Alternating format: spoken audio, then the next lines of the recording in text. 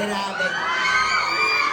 Grabe ito, sinasabi na natin ang paulit-ulit. I'm so excited naman panood muli sa ating Jody.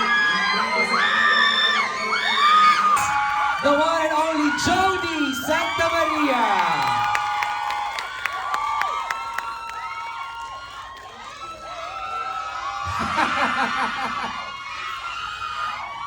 Hello everybody! Magandang hapon sa inyo lahat. Bati muna tayo. Let's start ours. Alam namin hindi ka tumatanggap ng role ng parang yung same, di ba? Same ng inuulit. Talagang bago ka tumanggap, talagang tinikita mong bago to. Yan, parang bago talaga na nakita namin Jody dito. Action, di ba? Parang tinalo mo si Tomb Raider dito. Eh, yung mga fight scenes mo, di ba? Hindi, tanong namin,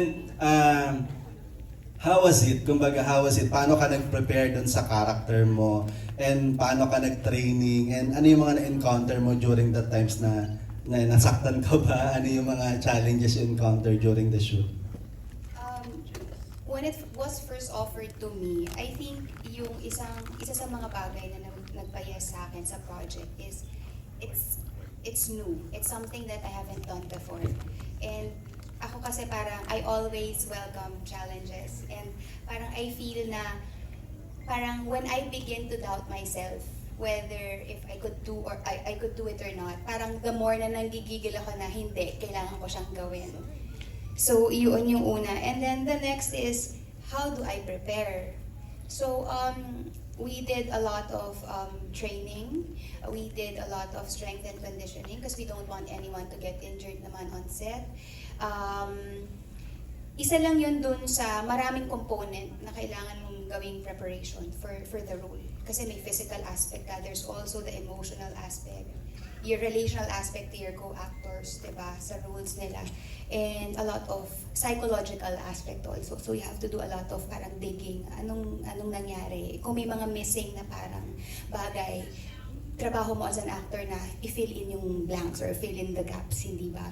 And a lot of talking and meeting and collaboration with everyone, from our creative team to our directors, even to my co-actors na we discuss our scenes, paano natin gusto to gawin. So mahaba siyang proseso. So part yun ng preparation before mo gawin yung, let's say, yung scene. Kung meron mga nasaktan, ay oo. At ito na yata yung parang nagkapasa-pasa na ako dito left and right. Parang every time na uuwi ako sa bahay, parang may bago akong baon. Baong pasa. Ganon. Pero it's all part of the job. So, and I'm just really thankful na I got to do this with these wonderful people. I'm just grateful. My heart is full. Congratulations. Worth it naman yung mga pasa mo. Ang ganda-ganda ng kalalabasan ng teleserye. Abangan nyo, Alan, kasi wala pa yan. Kasi pagdating ng second week, third week, grabe, umaatikabong action na talaga. Hindi pwedeng lumipas ang isang linggo na walang mangyayaring, hindi balian. Parang action scenes, ganyan. Ikaw ba yung nagpapa-double or talagang ikaw yung gumagawa talaga ng mga scenes? As much as possible, ako talaga. Share nyo na lang, Jodes, yung training nyo ng 5 araw, 1 week. Pero araw-araw kayo ni Jody, kayo ni Echo, kayo ni... Di ba, ang dami yung pinagdaanan, parang 6 hours a day. Ang nangyayari kasi, before kaming mag-shoot, kunyari, may schedule na action sequences, hindi binubuo yung routine sa set.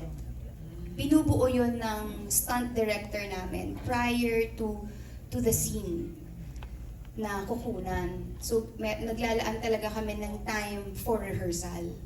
Para din, go ahead, bro. No. I was just telling them how you wanted to start the Zumba before mag-take kami. Nagzo-Zumba kaming lahat. Just to warm up. Sa'yo.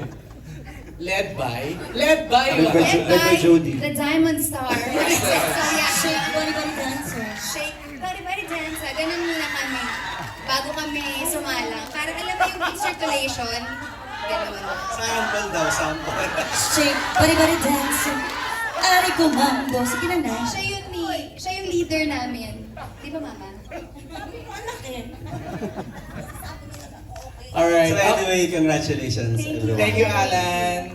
Salamat. Okay, let's read, before I call in June Lalin, siya yung Pag-group na lang po, kasi may next pa kami dito. Dali. Let's go kasi sa Thank you guys for being here. Jodynatics Festival tayo. Jodynatics. Upo muna nga. Ayan. Jodynatics. Babala ng konti. Kasi sa likod. Walang inalis. Tingin na yan tayo sa kanila. Bibigyan tayo ng karan. Ayan. Masal. Ayan. Thank you, kuya. Pailaw. Support sa inyo ni Kuya.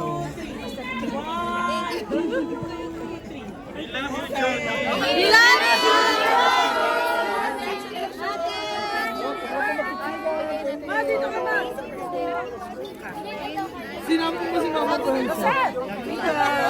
Pero dito, si Mama Pronsa.